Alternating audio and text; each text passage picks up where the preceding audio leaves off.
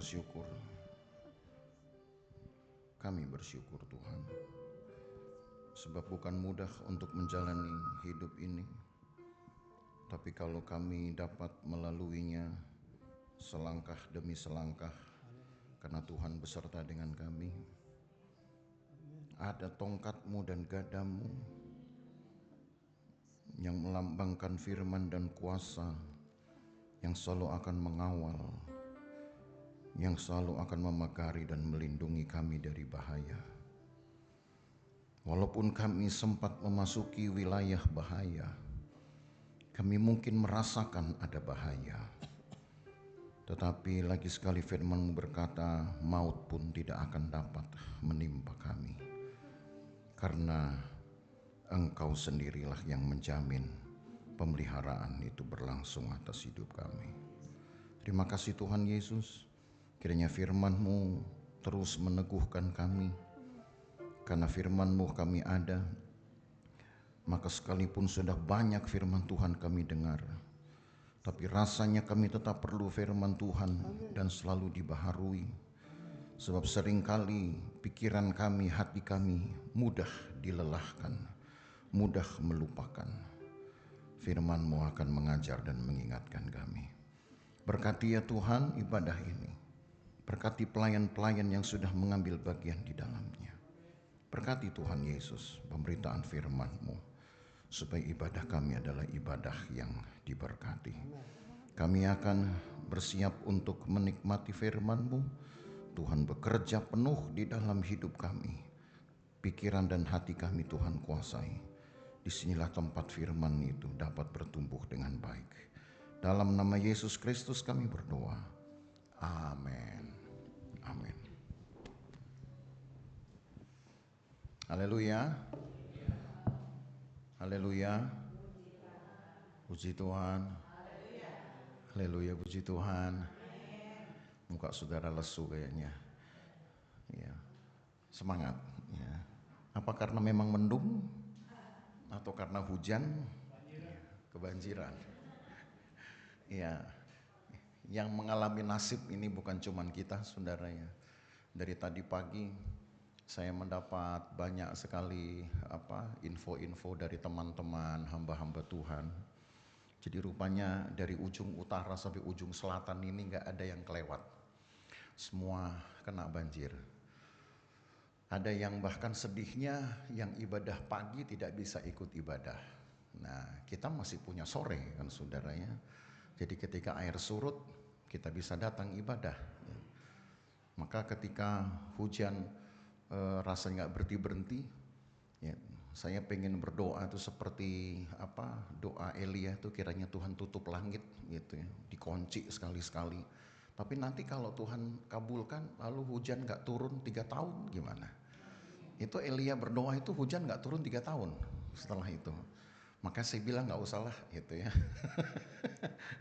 Yang penting umat Tuhan tetap dalam keadaan baik-baik saja ya. Sambil juga tadi Bugem bilang saya coba mau jalan, siapa tahu ada yang mungkin perlu bantuan karena banjir. Kalau saudara memang kena kebanjir, ada barang-barang yang memang susah untuk diselamatkan ya. Datang aja ke kami, bawa ke gereja sini atau ke ruko di sana ya. Kan ruko sana 4 lantai saudaranya, kecuali air bah, nah baru tuh ya. Kalau 4 lantai kan aman, kita taruh yang paling tinggi gitu. Nggak apa-apa saudara ya. Kalau untuk jemaat pasti tentu kita dahulukan, kita prioritaskan daripada barang-barang saudara nanti jadi hancur. Tinggal calling saja orang-orang yang saudara tahu, entah Bugem, entah hamba-hamba Tuhan yang lain gitu. Pokoknya selama memang masih bisa berbuatlah, itu saja saudara ya. Nah hari ini saya berikan kepada saudara satu pemahaman berlanjut lagi dari masih pada tema kesetiaan Allah ya. Dan dalam kesetiaan Allah itu hadirlah pengalaman di dalam manusia yang disebut dengan paradoks iman ini. Ini mungkin istilah yang umum di dalam gereja, dan di dalam Alkitab pun kata paradoks juga tidak ditemukan. hanya ditemukan di dalam pembahasan-pembahasan mimbar atau di dalam homili-homili gereja, di dalam khotbah-khotbah gereja. Apa sebenarnya arti dari paradoks ini? Dua hal yang sebenarnya bertentangan. Tapi bertentangan di sini bukan berarti bermusuhan. Ya, bertentangan di sini bukan berarti saling melenyapkan. Tapi bertentangan di sini hanya untuk menunjukkan bahwa ada dua kebenaran yang mutunya itu nggak sama. Ada yang bagus betul, ada yang tidak bagus, gitu. Tapi dua-duanya ini harus dialami, harus berjalan, tidak boleh dipilih. Oh, saya cuma maunya yang bagus-bagus saja, yang nggak bagus saya nggak mau. Nah, kalau dipilih itu namanya ada permusuhan itu, ada perlawanan. Siapa yang menang itu yang kita ambil. Oh, yang menang yang bagus-bagus, gitu. Yang menangin kita sebenarnya, karena kan kita pengen yang bagus-bagus. Itu bukan paradoks namanya. Paradoks itu kalaupun ada pertentangan ini tidak bermaksud untuk saling menang kalah, mana yang harus diambil, mana yang harus diikuti, gitu. Dua hal yang bertentangan ini harus dialami dua-duanya. Tetapi ketika kemudian dibahas dalam hubungannya dengan iman, makanya kasih judul paradoks iman. Maka akan menjadi unik. Sebab ternyata iman itu harus mengalami dan harus mau menerima dua hal ini. Tanpa boleh mempertentangkannya. Kenapa Tuhan begini, tapi kok begini? Nah gitu loh. Ya. Contohnya, kita mengenal di dalam Alkitab bahwa Tuhan itu Maha Kuasa.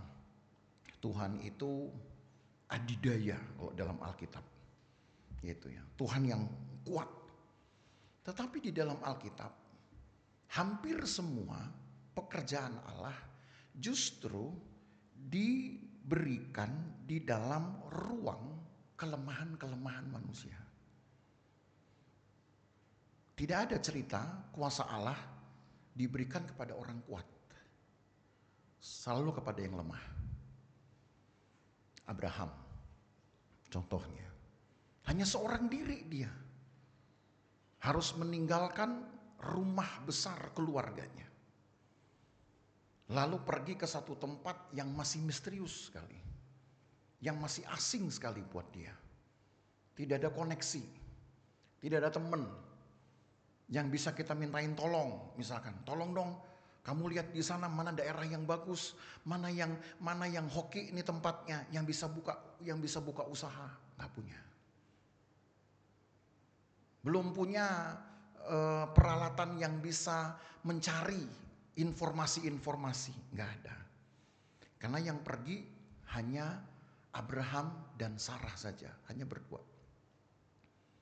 Lalu Tuhan berikan janji, kalau kamu berani meninggalkan segala sesuatu di rumahmu, di Haran itu, kamu nggak bawa apa-apa, walaupun Abrahamnya orang kaya. Ya, kalau orang kaya memang nggak perlu bawa apa-apa, saudara. Kalau orang kaya sekarang cukup bawa HP, isinya tuh duit semua. Itu orang kaya zaman sekarang. Tapi Abraham dulu kaya, kalau mau bawa semua tentu makin berat bawaannya dibanding bobot badannya sendiri.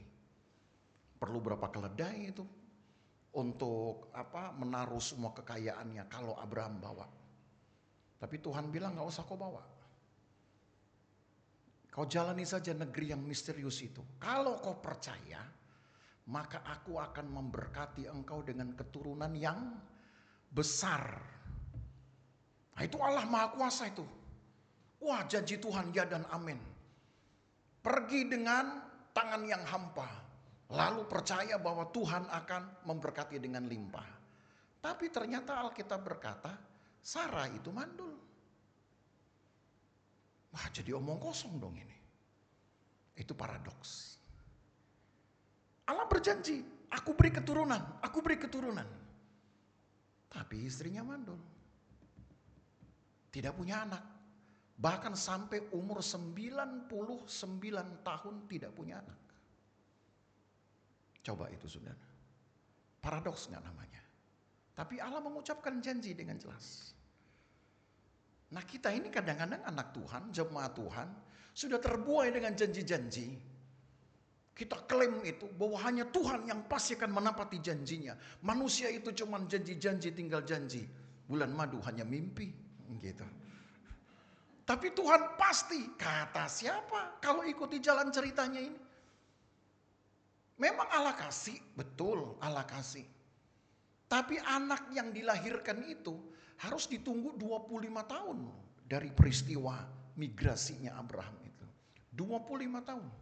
Saudara sanggup menunggu 25 tahun dari pegang janji Tuhan, lalu tunggu umurmu nambah 25 tahun lagi, tiup lilin 25 kali, baru keturutan.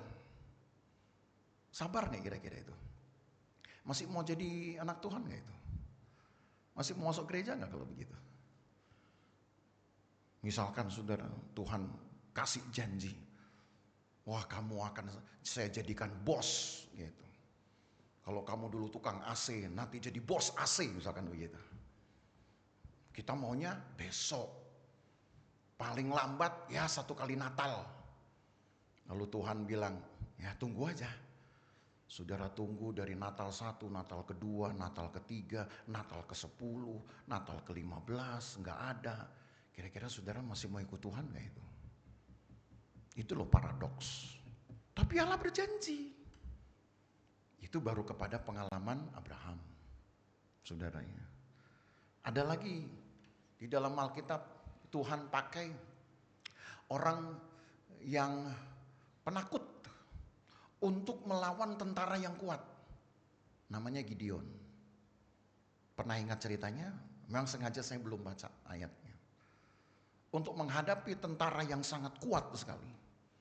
Yang memang terkenal sangat tangkas di medan-medan yang sulit. Ini.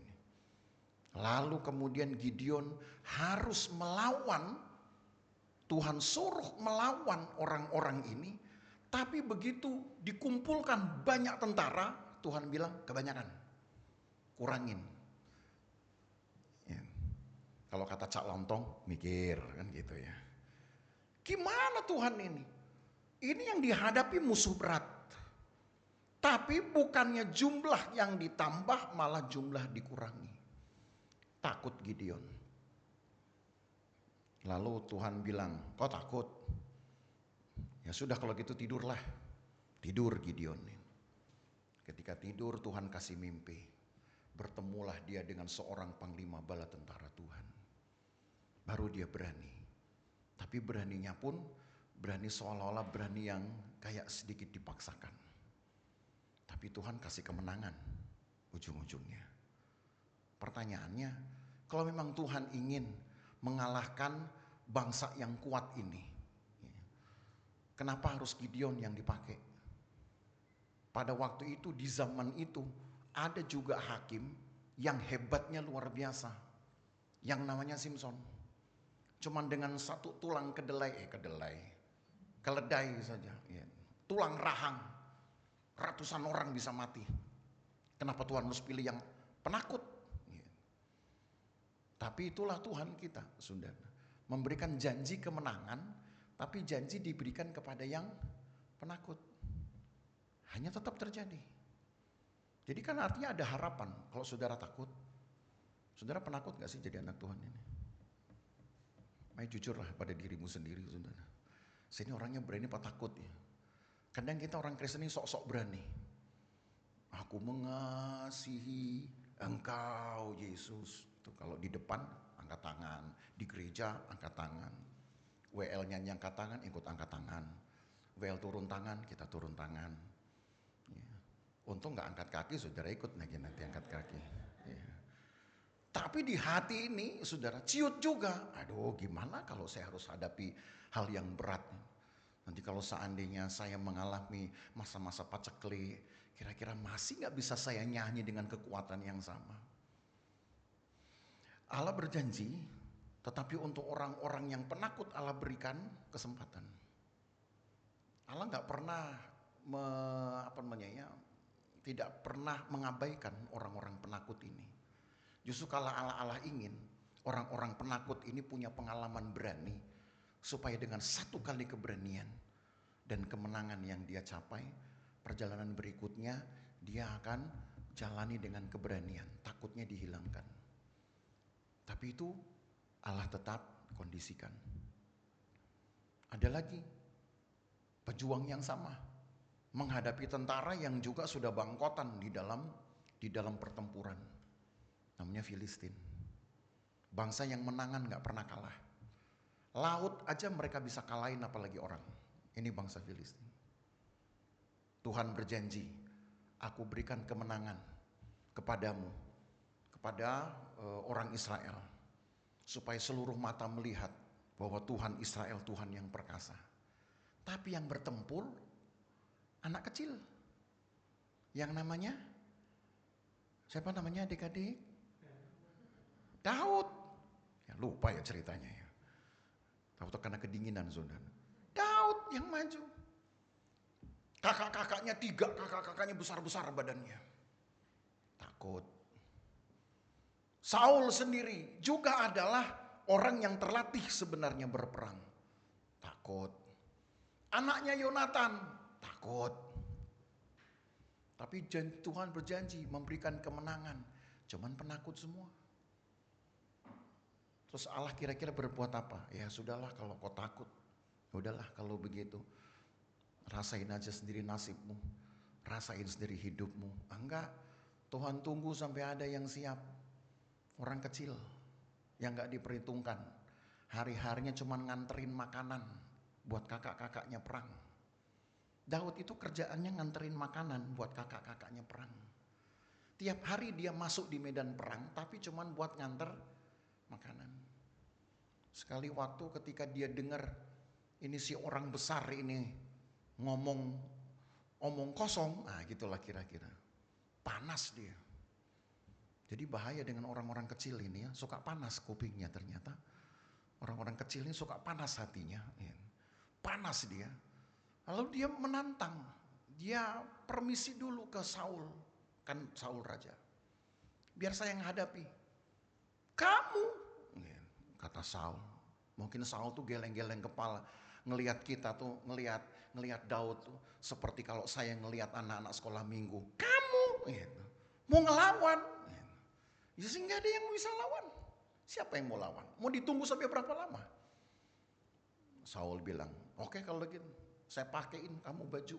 Wow, Saul punya baju perang. Berat saudara, lebih berat dari jas saya ini. Nah, kalau saudara mau tahu nanti saya saudara pakai jas saya ini. Berat. Tapi lebih beratlah itu baju perang Saul. Sehingga Daud sudah gak bisa mengenakannya, dia lepas. Udah daripada saya tersiksa dengan baju ini, aman. Memang itu tahan tombak, tahan panah saudara. Itu dari baja itu. Semua senjata tajam semua gak bisa nembus sudah. Berat betul. Seperti bajunya bajunya Goliat saja itu. Kalau dipakai itu saudara, itu setara dengan 25 kilo. Tuh, saudara mau pakai 25 kilo itu kan berarti sama dengan 2 galon gas yang 12,5 kilo. Ya, tabung itu dibawa. Nah, kalau cuman bawa itu kan paling cuman ya 5 menit, 10 menit. Ini dipakai seharian saudara 25 kilo. Itu sekian sikal menurut Alkitab. Daud bilang, ya bagus sih, aman ini baju. Tapi buat saya gak bisa gerak. Saya lepas saja. Gampang lah, saya tahu kok caranya menghadapi orang besar ini. Orang kecil. Tetapi karena dia percaya janji Tuhan. Cuman itu modalnya sudah. Daud kan gak pernah perang. Dia cuman punya pengalaman mengusir binatang buas yang mau mengancam domba-dombanya. Saudara mikir gak? Pernah gak saudara berhasil mengusir binatang buas? Kecoa aja saudara takut. Ih, kecoa, apalagi binatang besar. Aduh, siapa takut kecoa di sini? Ini musim hujan, kecoa naik semua loh saudara. Coba saudara pikir, Orang yang hanya biasa ngusir binatang buas. Kan dia yang ngomong itu. Tapi mungkin dia lihat Goliat ini ya hanya kayak binatang buas saja sih. Nggak lebih. Daripada nggak ada yang maju yang mau melawan. Tapi di tangan dialah janji Tuhan digenapi. Cuma saudara tahu berapa lama orang Israel harus menunggu itu. Dari sejak Tuhan berjanji, aku akan melepaskan engkau dari tangan Filistin. Samuel pun sampai disuruh memberitahukan kepada Saul. Katakan kepadanya, aku akan memberikan engkau kemenangan. Tapi nggak ada yang bisa maju melawan Filistin kecuali si kecil Daud ini. Dan itu perlu waktu 40 hari. Lama kan saudara? Itu paradoks. Itu makanya saya ingin jelaskan ini. Supaya saudara siap untuk menjalani atau mengalami kekristenan ini. Kalau saudara dengar firman, lalu saudara aminkan itu karena itu janji Tuhan, saudara tunggu-tunggu janji itu belum kesampaian. Maka pertanyaannya, iman saudara mau saudara apakan? Mau saudara atur seperti apa? Pilihannya kan banyak. Mau komplain sama Tuhan, ya, mau protes kita, atau mau diem aja, tapi sampai kapan Tuhan? Ya. Atau mau kita biarkan hati kita kayak diombang-ambingkan, katanya firman Tuhan ya dan amin. Kenapa kok dalam hidup saya kok malah belum keturutan? Gitu. Saudara jadi ragu dengan firman, bisa macam-macam nanti gerak hati kita, saudara. Tapi kita sedang belajar bahwa Tuhan itu setia. Perspektifnya dimulai dulu dari sini. Jadi kalaupun nanti kita bicara tentang paradoks iman, yaitu hal-hal yang nggak bisa kita pikirkan, gitu. Allah memberi, tapi kenapa ke saya belum diberi? Gitu. Allah menjawab doa, tapi kenapa ke saya Tuhan belum jawab doa-doa saya? Itu paradoks itu. Dan itu nggak bisa kita pilih gitu. Misalkan ya tuh kalau gitu saya nggak mau berdoa lagi deh. Terserah Tuhan mau kasih apa nggak bisa juga begitu. Paradoks ini nggak bisa dipertentangkan. Siapa yang menang, siapa yang kalah, siapa yang kemudian harus kita ambil, kemudian perilaku-perilaku yang lain, kebiasaan lain kemudian kita tinggalkan, nggak bisa. Dua-duanya harus diambil. Dan dua-duanya harus mematangkan iman saudara.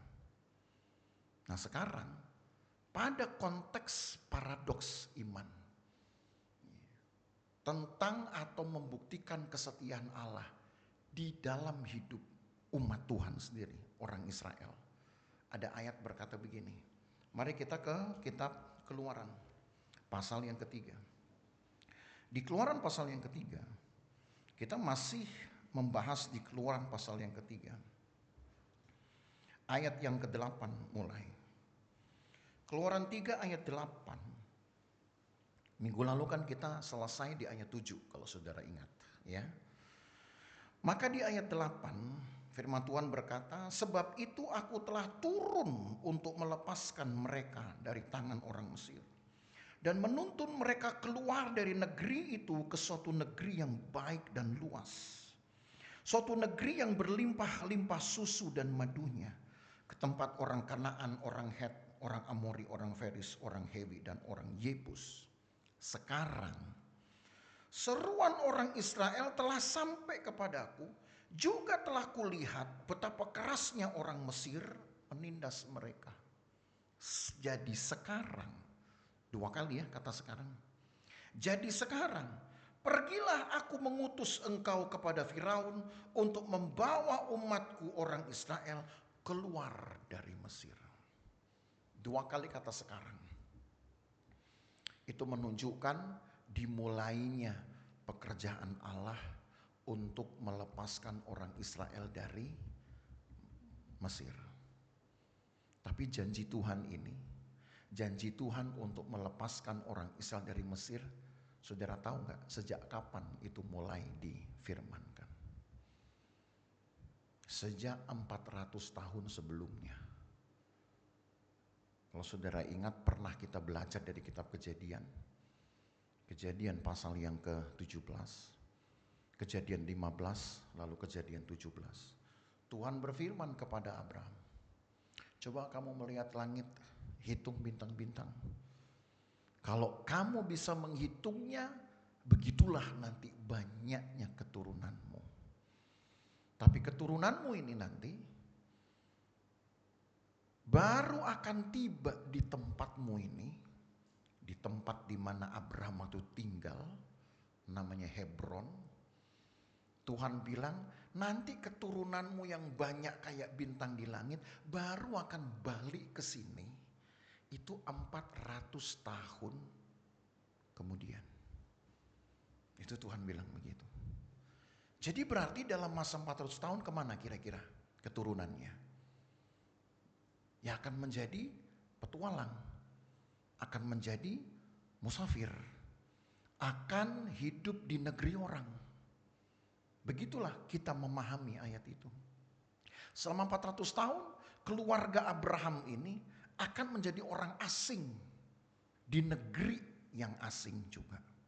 Karena 400 tahun kemudian baru akan balik ke sini. Begitulah bunyi di dalam kitab Kejadian itu, janji Tuhan kepada Abraham. Nah, sekarang, itu tuh, baru sekarang aku akan melepaskan gitu. Jadi artinya bangsa ini baru akan menjalani satu kehidupan yang baru nanti untuk kembali ke tempat di mana Abraham tinggal. Itu dimulai di sini. Nah, ini kalau dihitung saudara dari ayat ini ya, itu berarti Israel masih menyisakan ada 80 tahun lagi untuk masuk ke Kanaan. Masuk ke negeri perjanjian. Tuh saudara hitung tuh. Waktu kepada Abraham Tuhan bilang 400 tahun lagi generasimu nanti akan balik ke tempatmu ini.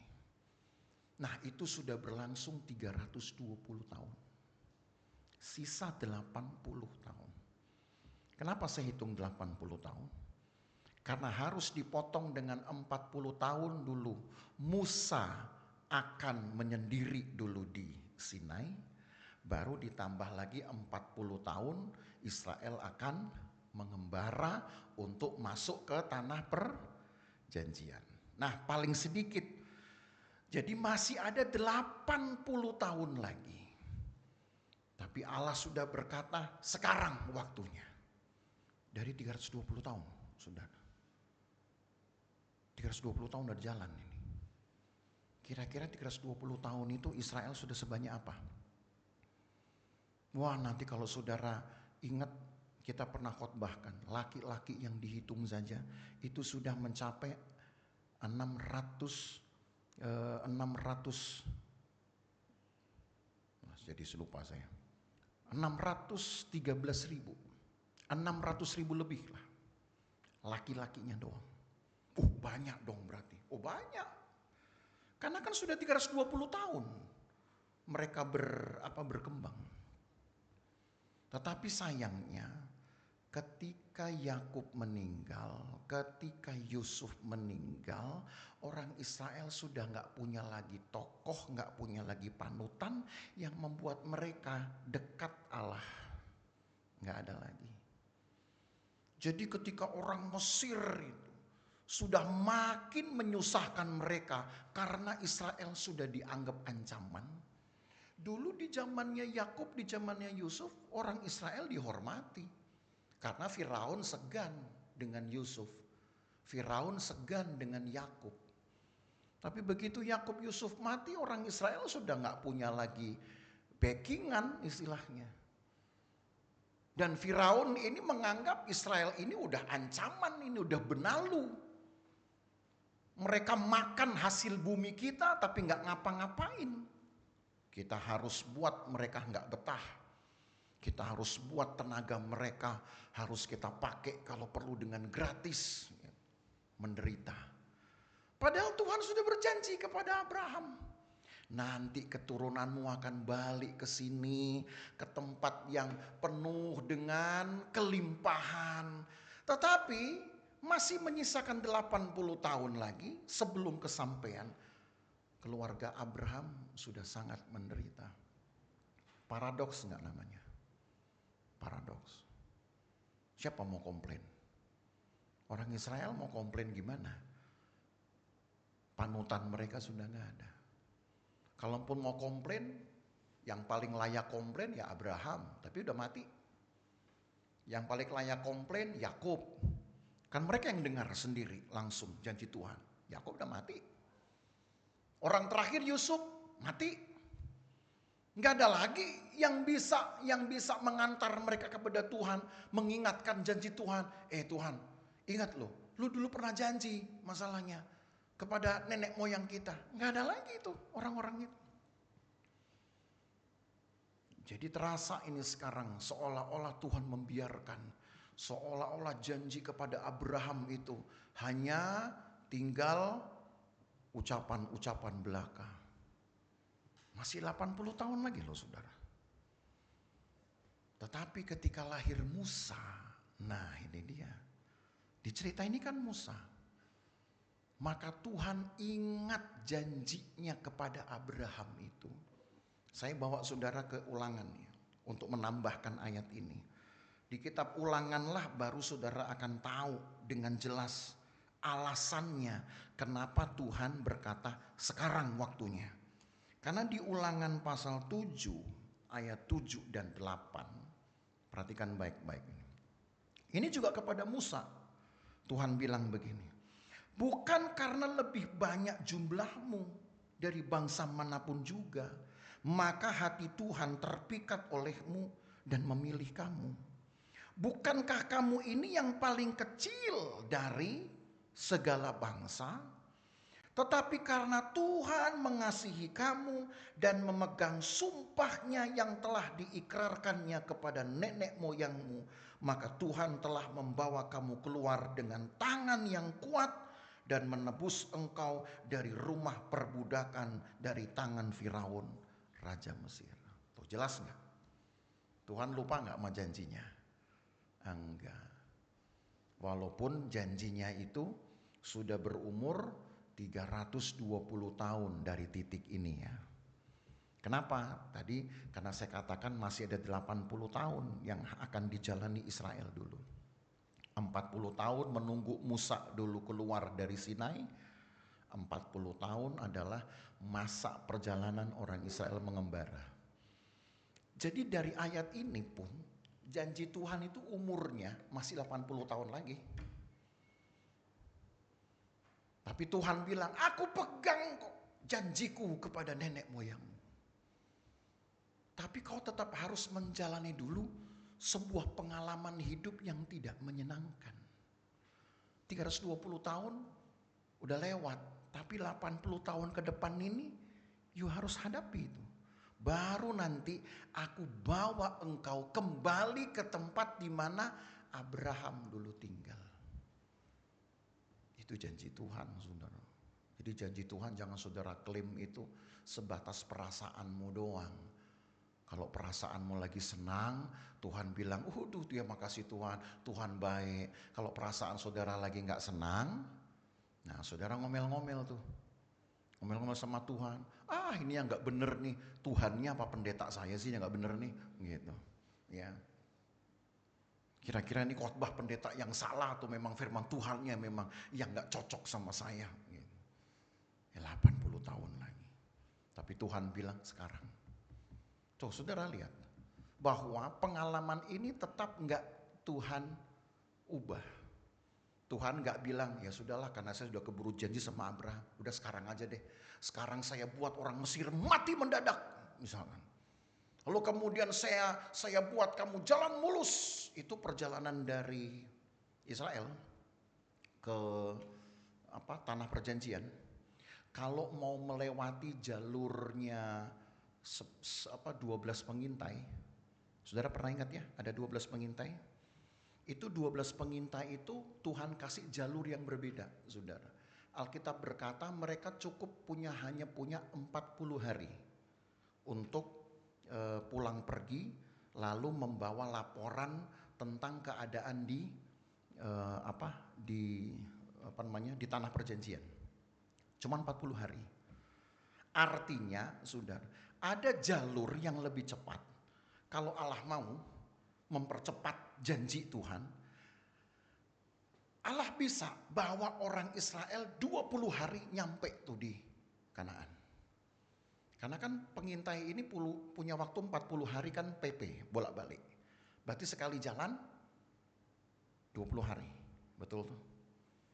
Pertanyaannya kenapa Tuhan bawa juga 40 tahun? Kalau ada perjalanan cukup 20 hari. Padahal Tuhan berjanji, aku akan bawa kamu ke tempat di mana Abraham tinggal. Itu yang saya sebut dengan paradoks, saudara. Jadi jangan diklaim janji Tuhan itu hanya sebatas perasaan kita. Kalau enak buat kita, oke. Kita berani berkata, ini janji Tuhan buat saya. Kalau nggak enak, saudara buang. Gitu. Ibarat kayak makan buah pahit dilepeh. Gitu. Nggak boleh begitu. Gimana pun juga Allah tetap meluaskan pengalaman 40 tahun Israel harus dijalani. Walaupun ada jalan yang lebih cepat. 20 hari dibanding 40 tahun itu jauh. Jauh kayak dari bumi ke matahari kali saudara ya. Jauh itu saudara. 40 tahun dibanding 20 hari.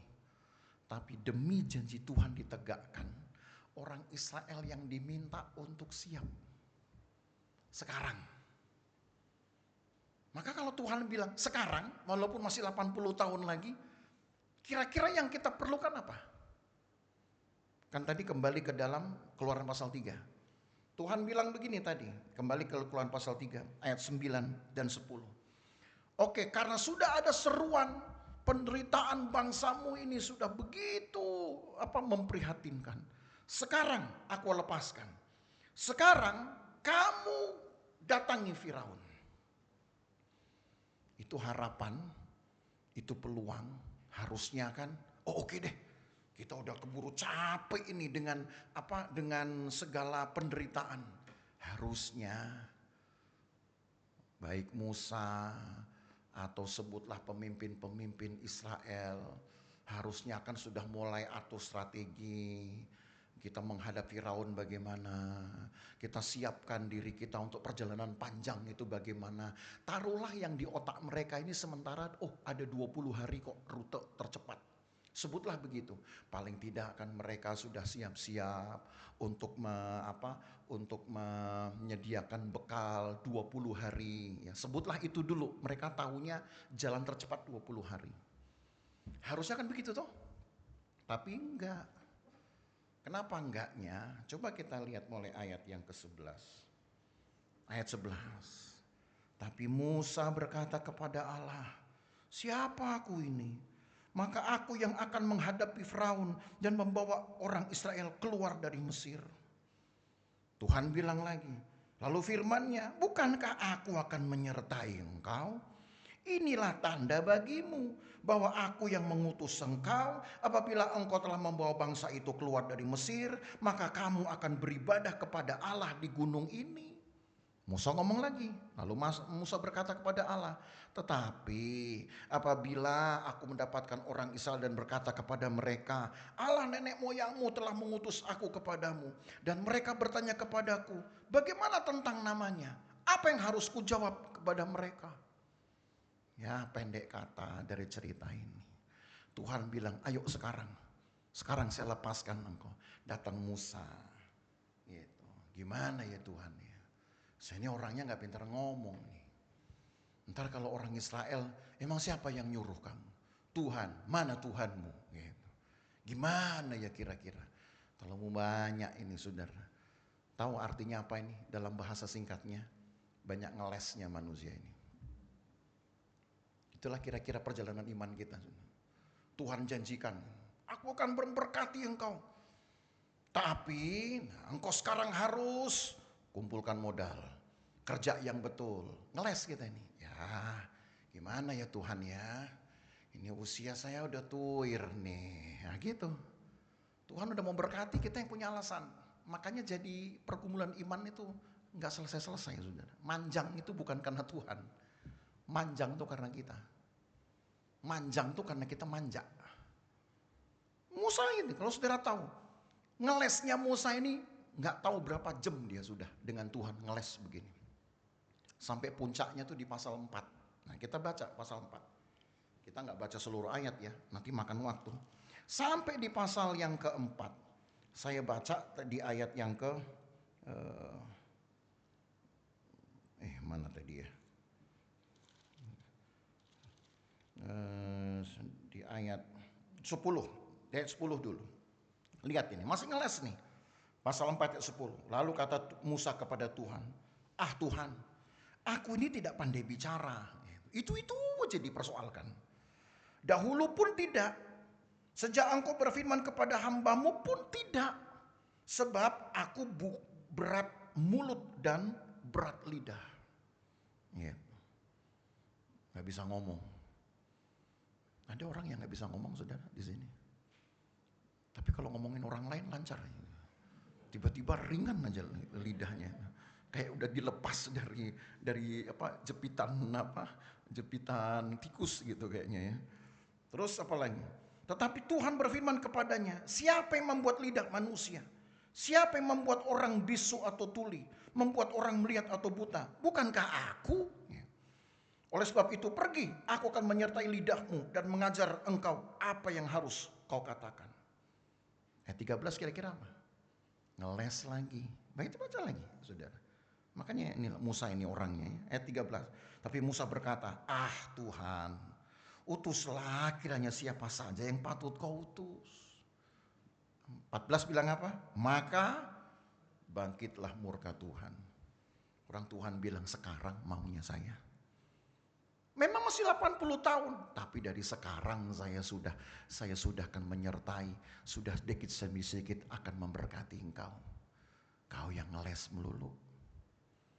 Jadi kalau saudara mau menerima janji Tuhan, jangan saudara pikir janji Tuhan itu ibarat saudara menerima undian berhadiah. Gitu. Jadi ya langsung diantar. Jangan-jangan pun kadang-kadang undian berhadiah itu, saudara, nyampenya ke kita nyicil dulu. Pertama bungkus kadonya dulu. Gitu. Setelah itu baru kotaknya. Nanti isinya belakangan. Loh kok bungkus sama kotaknya? Iya bungkusinnya aja Pak dulu kelihatan kayak kado. Gitu kan. Isinya nanti nyusul lagi. Wah kadang-kadang janji Tuhan juga bisa seperti itu, saudara.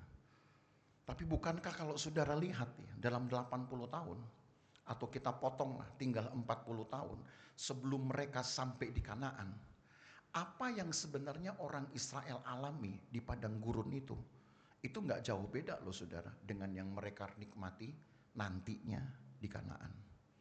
Coba mereka mau makan pagi sudah ada depan pintu. Mereka mau makan daging sudah nimbun sendiri itu burung puyuh di depan mereka. Mereka mau makan roti, Tuhan kasih. Mereka minta air, Tuhan kasih. Mereka kedinginan, Tuhan berikan selimut dari apinya Tuhan. Mereka kemanasan, Tuhan payungi dengan awannya Tuhan. Tuh, mereka mau apapun, mau kesembuhan, Tuhan kasih. Itu masih di padang gurun aja. Belum ke tanah perjanjian. Janji Tuhan sudah diberi itu, walaupun belum full.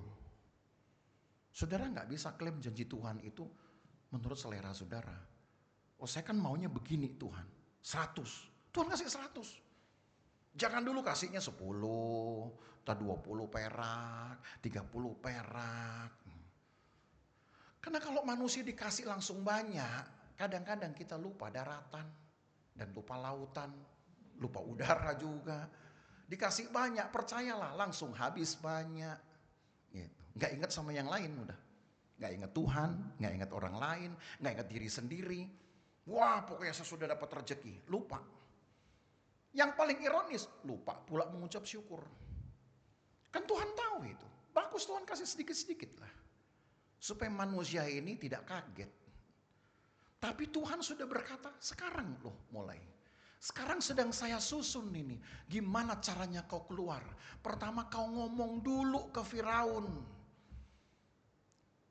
Tujuannya supaya Firaun tahu bahwa inilah waktu di mana orang Israel harus keluar untuk menemui Allahnya di padang gurun. Sekaligus akan menerima janji Tuhan. Supaya Firaun tahu. Kan kalau diam-diam kan gak sopan saudara. Supaya Firaun juga pada akhirnya memahami bahwa Allah ada bersama dengan mereka. Jadi gak main semacam kucing-kucingan. Mau saya ngeles lagi. Aduh Tuhan gak pintar ngomong saya. Tuhan bilang udah saya nanti akan basuh lidahmu sehingga engkau bisa ngomong. Nah, udahlah Tuhan kasih orang lain aja. Jemaat Tuhan gak boleh begitulah. Kalau Tuhan sudah kasih sama saudara sebuah kerinduan, apalagi keberanian untuk mengambil satu kontribusi atau pelayanan, jangan ngeles-ngeles melulu. Nanti saudara bilang, aduh saya gak pintar ngomong, gak pintar nyanyi. Tuhan buat saudara gak bisa nyanyi sampai tua nanti. Nanti baru nyesel saudara. Jangan. Sebab berkat Tuhan itu seringkali harus diuji juga dengan cara kita meresponnya. Berkat Tuhan tuh jangan saudara pikir gratis ya. Oke? Bukan berarti sesuatu saudara minta lalu datang gratis. Ada itu tuntutannya walaupun Tuhan gak minta duit. Tapi Tuhan minta kerelaan saudara. Tuhan minta itu tanggung jawab hidup, perilaku hidup, kesaksian. Itu yang Tuhan minta. Tapi jangan pernah saudara mikir bahwa berkat Tuhan, janji Tuhan itu gratis saudara dapat. Enggak. Kan saya bilang ini kalau gratis itu orang cenderung lupa. Cenderung menggampangkan. Kan gampang dapatnya gratis. Apalagi gak pakai nebus. Wah manusia bisa lupa ini. Dan Allah gak mau berkat Tuhan membuat manusia berdosa. Makanya kan ada doa. Doa dari seorang pemazmur. Agur bin Yake namanya. Dia berdoa, Tuhan jangan buat aku kaya. Sebab kalau aku kaya aku takut nanti aku melupakan Tuhan Allahku. Tapi jangan buat aku miskin. Supaya jangan nanti aku mempermalukan Tuhan Allahku. Jadi berkat Tuhan itu gak bikin saudara kaya dan gak bikin saudara miskin. Itu aja. Maka kalau ada yang bilang, oh saya kaya karena berkat Tuhan. Nah ini orang yang sudah nyombong sebelum diberkati. Ini bahaya nih.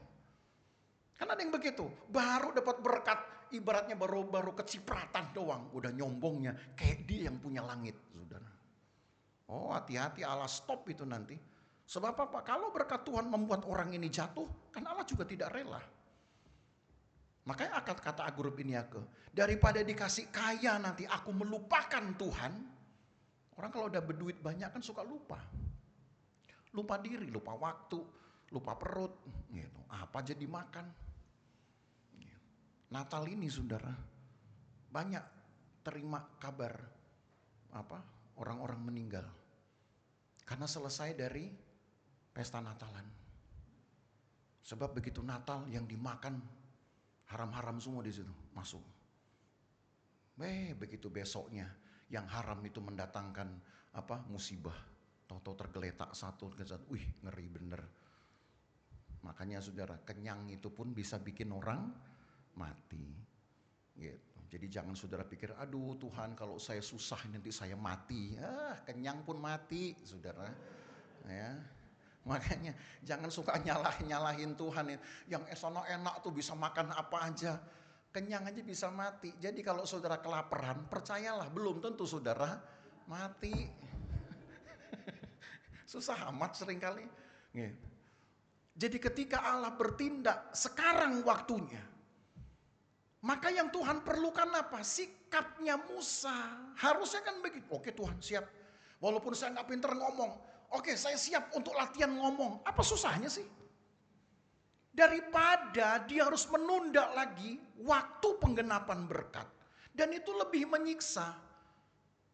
Ini kan kalau akal kita jalan, kan lebih bagus Musa nyusahin dirinya untuk belajar ngomong. Gitu.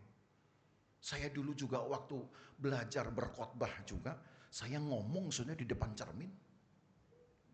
Demi supaya saya bisa ngomong sama orang.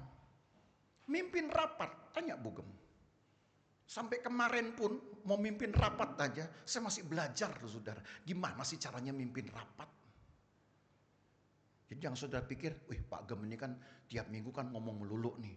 Oh belum tentu saudara, saya nggak bikin diri saya itu seolah-olah apa aja saya bisa pintar ngomong. Saya belajar. Kenapa? Ingin dipakai Tuhan kan. Supaya nanti ke depan makin banyak ngomongnya. Ya gitu, bukan banyak omong doang, bukan saudara ya.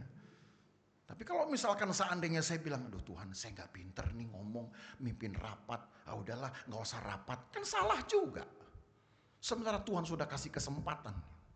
Kalau saya nggak belajar khotbah, saudara, lalu saudara mau dengar siapa nanti berkhotbah? Masa harus orang lain melulu? Gitu. Jadi bagi saya, apa yang membuat janji Tuhan ini terasa lama? Jangan-jangan juga karena kita yang terlalu banyak ngeles. Makanya terjadi ini saudara, paradoks iman ini. Satu sisi kita yang melemahkan diri kita. Sementara Allah itu kuat.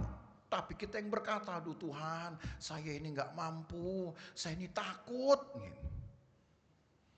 Padahal Allah yang berjanji juga, itu tuh kepada Israel, kepada keturunan-keturunan Israel, apa janji Tuhan? Ada 3 nih saudara. Saya cepetin. 1. Tuhan janjikan memberi tanah perjanjian, tanah warisan, ya kan? Itu yang sedang mau dijalani. Tapi nanti saudara, kita akan sampai pada pembahasan setelah 325 tahun orang Israel diperintah oleh raja-raja di tanah warisan itu, Tuhan izinkan mereka dibuang ke negara orang. Tuh, seolah-olah Tuhan mengingkari janjinya. Tuhan berkata, aku akan membuat engkau besar, engkau akan tertanam dan tidak akan tercabut. Itu ada ayatnya, nanti kita bahas itu. Engkau akan tertanam dan tidak tercabut. Tapi Tuhan izinkan bangsa ini keluar dari Israel, dari Yerusalem. Dan 70 tahun dikuasai, dijadikan budak di negeri orang. Tuh, itu baru 1. Yang kedua, Tuhan janjikan juga kepada Daud, nanti keturunanmu yang kesekian banyaknya akan aku jadikan raja-raja dan kerajaanmu akan kokoh, tidak akan berkesudahan. Tetapi nyatanya ketika Daud kemudian turun tahta digantikan Salomo, masih awet kerajaan itu 40 tahun. Setelah itu pecah 2. Setelah pecah 2 habis, nggak ada lagi saudara riwayat kerajaan Israel sampai hari ini. Sampai hari ini. Makanya ketika Yesus datang, murid-muridnya nagih. Kita baca ya, cara lihat murid-muridnya nagihnya itu di Kisah Rasul. Di Kisah Rasul. Ini saya walau ceritanya ini sudah lompat jauh banget. Tapi gak apa-apa, supaya saudara tahu. Ini setelah di zaman Yesus. Rupanya murid-muridnya tagih kepada Yesus. Kisah Rasul 1 ayat yang ke-6. Kisah Rasul 1 ayat 6. Maka bertanyalah mereka yang berkumpul di situ. Tuhan, maukah engkau pada masa ini memulihkan kerajaan bagi Israel? Tuh. Dari mulai Daud turun tahta, kemudian kerajaan Israel makin lama makin pudar, sampai dengan di zaman Yesus itu kalau dihitung saudara paling sedikit ada 1100 tahun, 11 abad tuh masanya. Lama kerajaan Israel itu hancur, padahal Tuhan bilang kepada Daud waktu Daud masih hidup, nanti anakmu sampai generasi kesekian akan aku dudukkan di tahta ini dan kerajaanmu tidak akan berkesudahan. Apa yang tertanam tidak akan tercabut. Hancur. 11 abad 1100 tahun. Makanya mereka nunggu-nunggu kapan ini Tuhan akan pulihkan. Sampai Yesus datang ditagih. Tapi ya saudara lihat jawabannya ada nggak? Yesus bilang, oke, beres, tunggu ya bro, saya naik dulu. Ntar saya pulihkan kerajaan Israel. Cerita itu 2000 tahun yang lalu, sampai hari ini kerajaan itu pun nggak muncul-muncul juga. Ayo, janji Tuhan mau saudara bilang gimana? Ya Tuhan ini, kali jangan-jangan ada benernya, ada separuh nggak benernya. Berani bilang begitu? Enggak kan saudara? Tapi yang jelas kalau firman Tuhan sudah datang dengan kata sekarang, itu yang disebut dengan penggenapan profetik. Karena kata sekarang tidak sama dengan detikku ini. Tuh saudara catat baik-baiknya. Sekarang tidak sama dengan jamku ini, berarti 1 detik dari sekarang. Jadi kata sekarang di dalam kehendak Tuhan, makanya saya sebut ini namanya penggenapan profetik. Itu adalah penggenapan yang berproses. Sedikit demi sedikit nanti sampai kepada puncaknya. Tujuannya apa di situ? Kenapa Tuhan bikin begitu proses itu? Supaya manusia ini tetap menjaga hubungan dengan Tuhan, gak lupa diri dia, gak jadi sombong dia karena merasa sudah diberkati, gak jadi pongah dia karena merasa sudah jadi orang yang penting, orang yang lain. Itu. Maka ketika saudara bertanya atau saudara bahkan meminta kepada Tuhan lalu belum dijawab, maka jaga perasaan saudara. Itu yang saya mau katakan. Jaga perasaan saudara supaya jangan saudara anggap janji Tuhan itu harus sebesar perasaanmu.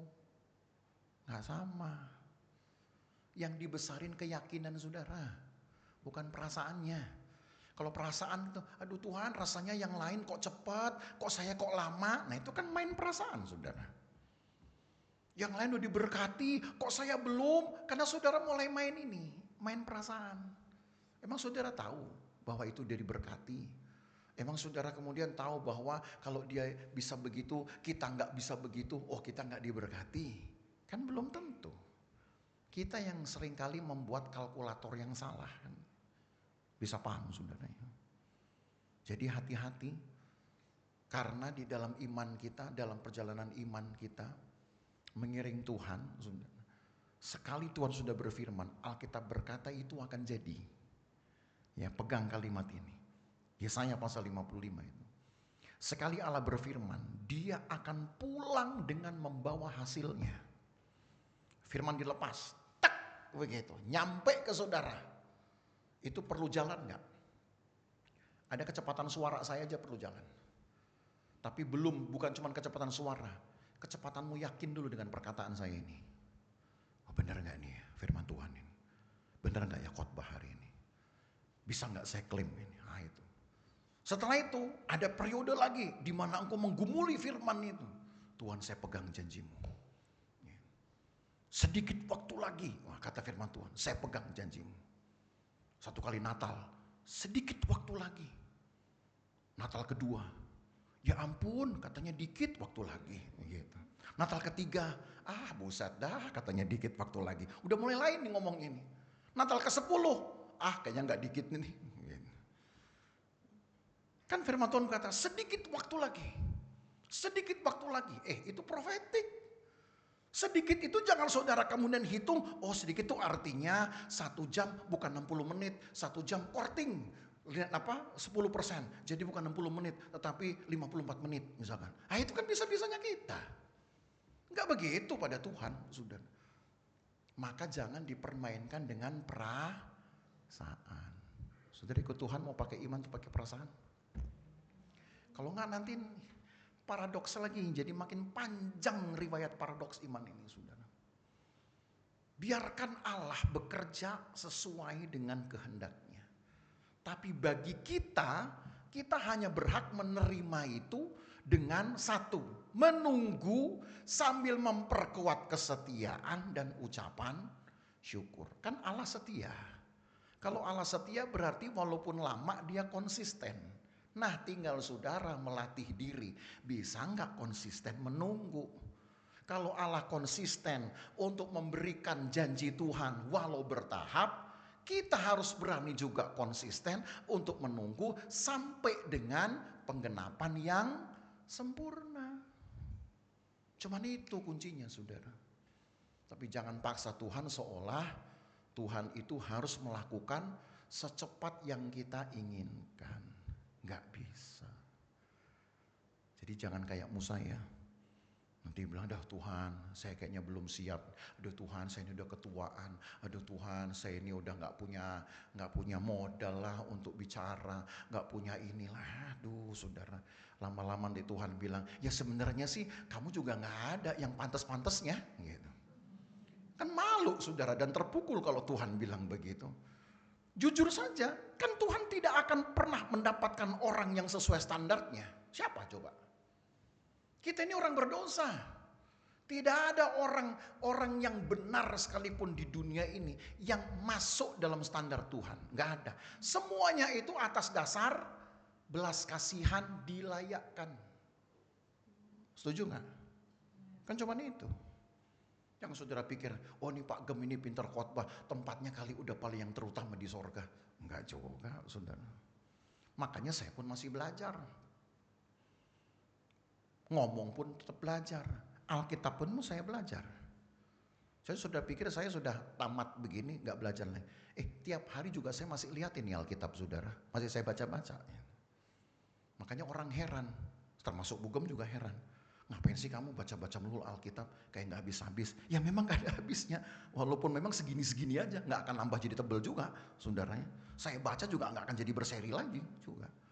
Cuman ya memang itu pekerjaannya karena saya anggap masih banyak yang belum saya tahu. Masih banyak yang belum bisa saya pahami. Belajar lagi membaca. Belajar lagi untuk berkata-kata. Belajar lagi untuk melayani. Belajar. Bukan berarti bisa itu artinya kita kemudian mulai mengurangi aktivitas. Mengurangi hal-hal yang baik. Bukan. Belajar ketika bahkan saudara sudah mulai diberkati. Kapan waktunya saudara memberi kembali? Belajar. Karena itu pun juga Tuhan lihat. Ini dikasih-kasih tapi gak ada yang kembali. Belajar. Belum dikasih yang full, baru dikasih dikit-dikit aja. Saudara pek dewe, orang Jawa bilang. Tahu pek dewe? Gak ada korban-korbannya, ambil sendiri. Tuhan bilang, ini baru namanya. Baru sepotong dikasih, udah kikir bin pedit. Bin... Makanya baru Tuhan bilang, baru mau kasih dikit aja. Udah kayak dia aja yang punya ini semua. Wah udah dipegang-pegang, gak boleh. Cuman gue nih, keringat gue nih. Itu Tuhan bilang, baru belum apa-apa itu. Gimana kalau Tuhan kasih yang banyak? Oh makin nyombong kita. Jadi saudara tahu kan, janji Tuhan itu prosesnya panjang. Tapi kalau Tuhan katakan sekarang aku memberkati, jangan dihitung pakai jam tangan kita. Percaya gak saudara tahun 2026 Tuhan berkati saudara? Sekarang, ya percaya. Walaupun nanti titik puncaknya itu masih jauh, tapi yang jelas saudara sudah mulai menerima janji Tuhan, berkat Tuhan, jawaban doa-doamu. Terima aja walaupun belum banyak, katakan aja mengucap syukur. Supaya jangan kita ngeles nanti kita yang salah. Nanti sikap kita justru yang akan menghambat kemajuan kita sendiri. Tuhan itu baik, kan gitu. Tapi kadang-kadang baiknya Dia gak kita pahami menurut pikiran kita. Jadi apa yang kita buat Bapak Ibu Saudara? Yang kita buat adalah jangan ulangi kesalahan Musa ini. Itu aja. Kalau Tuhan bilang sekarang aku turun, sekarang aku tolong engkau, siap Tuhan. Apa yang harus saya buat? Kalau gitu berarti saya juga harus berjaga-jaga dong. Gitu dong. Kalau gitu berarti saya harus rajin-rajin dong untuk berhubungan dengan Tuhan. Kenapa? Karena Tuhan pasti akan banyak bicara dengan saya. Gitu dong. Jangan bilang, nanti saudara dengar firman Tuhan, sekarang saya akan bela engkau. Puji Tuhan, terus saudara gini. Tunggu kapan, saudara gak bikin apa-apa. Yang jadi bos saudara apa Tuhan? Gitu aja gampangnya. Saudara yang nunggu-nunggu, saudara pikir Tuhan jongos kita apa? Kapan Tuhan? Katanya lu mau beresin gitu. Sekarang itu artinya Tuhan siapkan kita. Apa yang bisa kita buat? Kerjasamalah. Kerjasamalah. Kalau saudara kemudian diminta untuk memperbanyak aktivitasmu, jam ibadahmu, lakukan. Gitu. Mumpung saudara masih mempunyai waktu untuk melakukannya. Gitu. Saya akhiri dengan ada satu TikTok tadi saya persis saya buka. Dikasih lihat kuburan. Pertama bukan kuburan. Ruang jenazah. Beginilah akhir dari akhir dari cerita mandimu. Engkau akan dimandiin orang. Gitu. Nah, terus pindah kemudian ke ruang duka. Gitu. Beginilah nanti terakhir dekorasi dari ruanganmu, katanya. Karena lagi dihiasi dengan papan-papan bunga. Terakhir katanya. Terus pindah lagi ke iring-iringan jenazah. Pakai mobil ambulans. Inilah terakhir mobil yang akan menumpangkan engkau. Gitu. Terakhir engkau naik mobil, ini dia. Gitu. Terus terakhir dikasih liang kubur. Inilah terakhir tempatmu, katanya, di dunia. Lalu ada pesan di situ. Mumpung masih hidup, maka lakukanlah apa yang bisa engkau lakukan. Sebab yang terakhir, saudara diapa-apain orang diem aja. Dimandiin diem aja. Ya, ditidurin diem aja.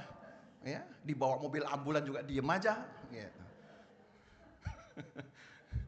Maka sebelum saudara diapa-apain diem aja, bikinlah sesuatu yang berguna, saudara. Gitu. Itu gara-gara TikTok itu saya juga ketawa geli. Bisa juga orang bikin begini ya.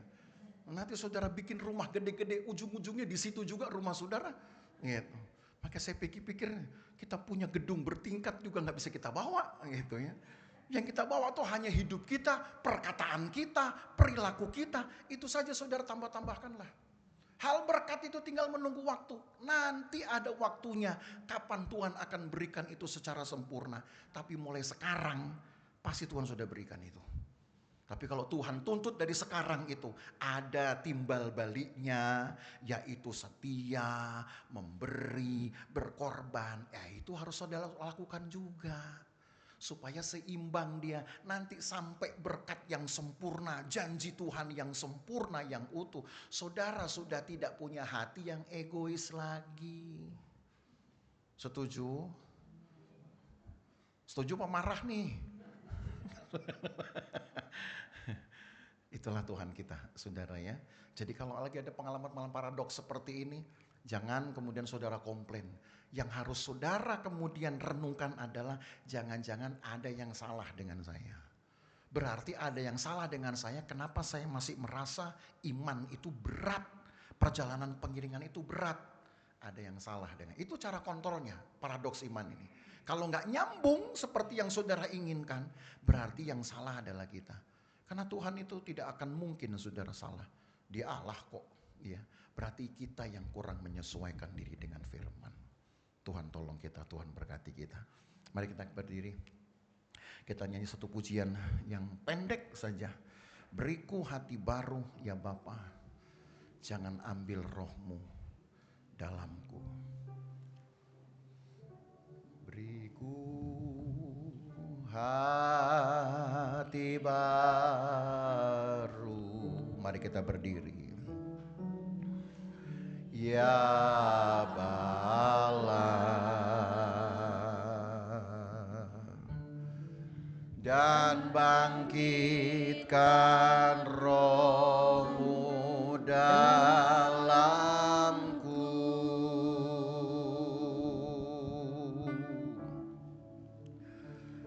Beriku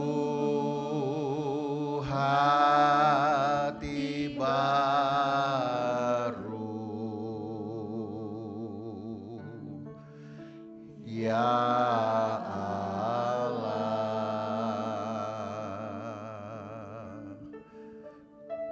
dan bangkitkan rohmu dalamku.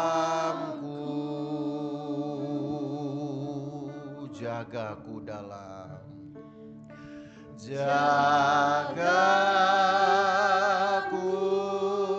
dalam hadirat-Mu Tuhan. Jangan ambil Roh-Mu dariku.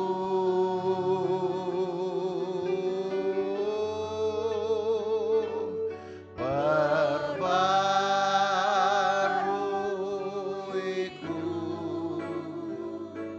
sukacita keselamatanku. Jangan ambil Roh-Mu dariku. Lagi dari awal. Beriku hati baru. Beriku hati baru, ya Allah, dan bangkitkan Roh-Mu dalamku. Jagaku dalam hadirat-Mu Tuhan. Jagaku dalam hadirat-Mu Tuhan. Jangan ambil Roh-Mu dariku.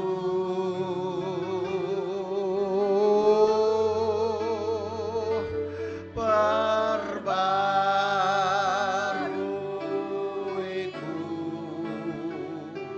sukacita keselamatanku. Jangan ambil Roh-Mu dariku. Jagaku dalam hadirat-Mu. Jagaku dalam hadirat-Mu Tuhan. Jangan ambil Roh-Mu dariku.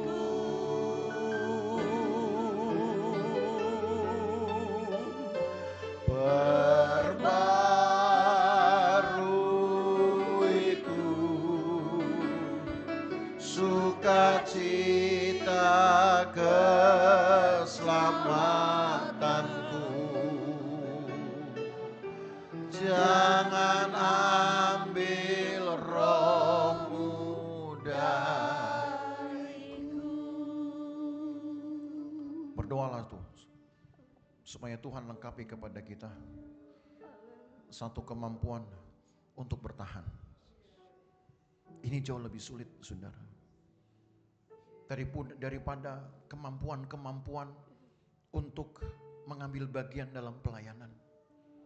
Melayani itu gampang, tapi untuk bertahan dalam iman itu tidak mudah.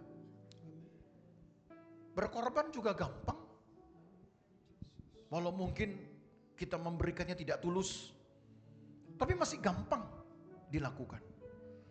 Tapi bertahan dalam iman, menunggu waktu Tuhan, bersabar sementara saudara sedang membutuhkan betul pertolongan, tapi saudara tetap bersabar menunggu, itu bukan hal yang mudah. Tapi kalau saudara tahu firman Tuhan ini, Israel masih butuh 80 tahun lagi untuk penggenapan janji Tuhan kepada Abraham. Musa masih akan memimpin lagi orang Israel 40 tahun terakhir masuk kepada perjanjian Allah yang sepenuhnya. Masih ada masa yang panjang yang mereka jalani. Allah hanya butuh Musa, Harun, dan orang-orang Israel siap. Itu yang Allah butuhkan. Kalau hanya sekedar memberikan berkat, kemudahan, kemujuran, buat Tuhan gampang. Langit pun bisa langsung diberi. Tapi siap enggak kita untuk menerimanya? Jangan-jangan kita yang hilang, saudara. Mengucap syukur pun enggak. Dekat kepada Tuhan pun enggak. Karena kita anggap kita sudah punya semuanya. Allah lebih kenal hati kita. Jadi dalam masa di mana Tuhan sedang memenuhi janjinya, penggenapan janjinya yang puncak itu. Bertahanlah. Bertahanlah. Tetap setia kepada Tuhan. Gak perlu menghitung apa yang orang lain terima. Bukan urusan kita itu. Urusan kita adalah bertahan. Kalau Allah setia, setialah. Kalau Allah mau menunggu, bahkan orang yang jatuh pun Allah tunggu sampai dia bertobat, maka saudara harus belajar juga menunggu waktu Tuhan. Itu adil. Allah mengasihi, belajar mengasihi. Allah mengampuni, belajar mengampuni. Allah menunggu orang-orang jatuh bertobat, saudara pun berani untuk menunggu waktu Tuhan. Allah setia, saudara harus berani setia. Cuman itu yang Tuhan minta. Kalau saudara tidak bisa, maka pengiringanmu kepada Tuhan akan saudara merasa makin berat dan membebani. Seolah Tuhan itu gak adil, padahal kita yang salah. Perbaiki hati saudara. Perbaiki pikiran kita saudara. Berdoalah Tuhan, jangan ambil rohmu. Karena dengan rohmu lah aku dapat bertemu dengan Tuhan, bersekutu dengan Tuhan. Jagaku dalam hadirat-Mu Tuhan. Jagaku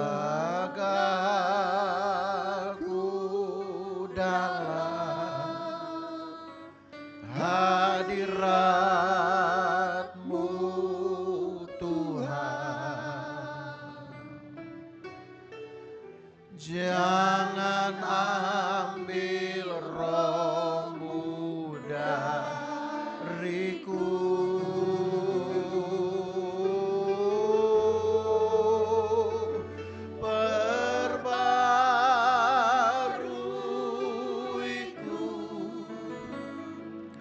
Sukacita keselamatanku. Jangan ambil rohmu dariku. Tuhan Yesus, Engkau tahu hati kami.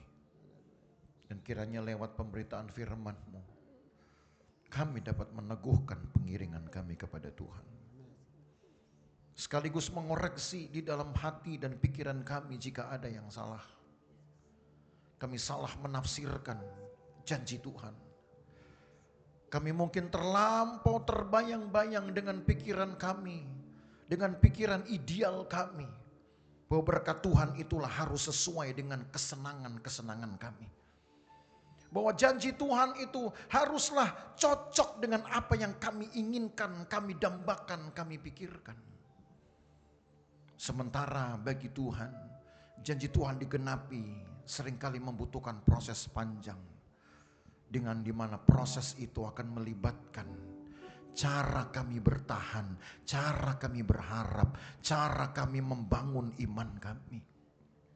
Cara kami beribadah, cara kami berkorban, cara kami berdoa. Apakah masih dengan kerinduan dan kekuatan yang sama? Atau sudah mulai luntur karena kami merasa bosan? Maka Tuhan tolong kami supaya kami tidak dikuasai dengan hal-hal negatif ini dan menghancurkan hubungan kami dengan Tuhan. Tuhan tolong kami. Bahwa sebenarnya berkat Tuhan itu melatih kami untuk sabar. Janji Tuhan melatih kami untuk menjadi manusia yang luar biasa. Bukan hanya biasa-biasa saja. Tapi kami yang tidak ingin. Kami ingin melompatinya. Seolah kami ingin hal yang menyenangkan kami harus didahulukan. Tapi yang menyenangkan Tuhan itu kami abaikan. Padahal berkat Tuhan, janji Tuhan mencakup juga cara kami menjalani hidup dengan benar untuk menyenangkan Tuhan, itu juga jauh lebih penting. Pagari hidup kami Tuhan, supaya kami sedapat mungkin masih melakukan kehendak-Mu dan layak untuk menjadi kekasih-kekasih Tuhan, layak menjadi orang pilihan. Sesungguhnya tidak ada standar yang bisa kami penuhi, karena Engkau agung adanya, kami lemah. Tapi kalau Tuhan tetap dengan bersabar memampukan kami, dengan kasih-Mu Engkau mengampuni dan memampukan kami. Kami harus belajar juga dengan prinsip ini. Kami ingin sabar menanti janji Tuhan sedikit demi sedikit, sambil menjaga hati kami tidak dikuasai dengan kepongahan dan kesombongan, tapi tetap rendah hati. Makin banyak bersekutu, makin rendah hati. Makin setia, makin rendah hati. Maka Tuhan pasti akan disenangkan dan juga dipermuliakan di dalam hidup kami. Berkati Tuhan jemaat-Mu, berkati dalam keseharian, berkati dalam pekerjaan mereka, sisi rumah mereka Tuhan berkati. Suami, istri, anak-anak, cucu, siapapun yang tinggal di rumah mereka berkati. Karena hidup kami, karena cara hidup kami, karena kesaksian kami, mereka pun diberkati. Tuhan, berikan kami sehat selalu. Berikan kepada anak-anak kami kecerdasan, prestasi. Berikan kepada mereka masa depan yang baik. Yang kami ingin mulai dari hari ini Tuhan. Seperti firman berkata, sekarang aku melepaskan Engkau. Maka kami cuma berkata, sekarang Tuhan, aku siapkan diri untuk menjadi orang-orang yang diberkati. Aku siapkan diri menjadi orang-orang yang layak untuk Engkau. Sekarang inilah waktunya kami siapkan diri untuk menjadi pejuang-pejuang Kristus yang lebih hari lebih baik. Terima kasih banyak Tuhan. Pagari hidup kami semua. Pulang kami sebentar Tuhan, jagai kami di jalan. Jauh dekat berkendara berjalan kaki Tuhan pagari. Hindarkan dari bahaya, celaka dan perbuatan jahat orang lain. Supaya kami tiba di rumah dengan selamat, dengan sukacita karena Tuhan. Rekan-rekan tidak hadir Tuhan lawati mereka. Apa yang mereka rasakan, apa yang mereka alami Tuhan bela. Yang perlu ditolong Tuhan tolong. Di dalam nama Yesus Tuhan pulihkan kondisi mereka. Sekaligus juga Tuhan kuatkan hati mereka, supaya mereka memperbaiki pengiringan mereka kepada Tuhan. Terima kasih banyak Tuhan Yesus. Berkati jemaat-Mu yang selalu juga memberkati pekerjaan Tuhan, yang juga memberkati pastori, yang memberkati hamba-hamba Tuhan, yang memberkati orang lain. Tuhan berkati mereka.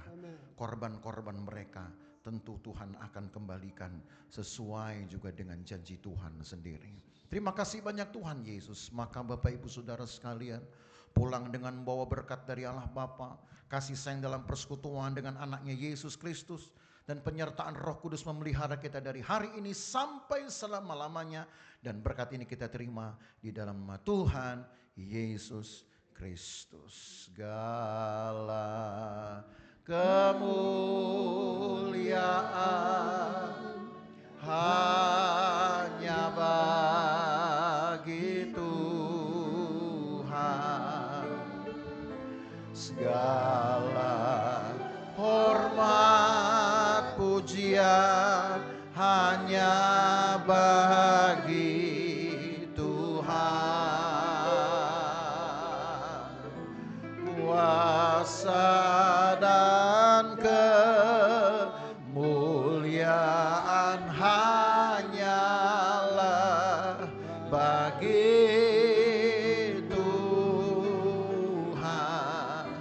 Segala kemuliaan, keagungan,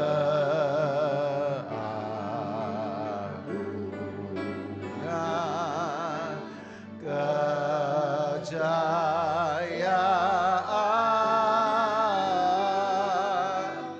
hanya bagi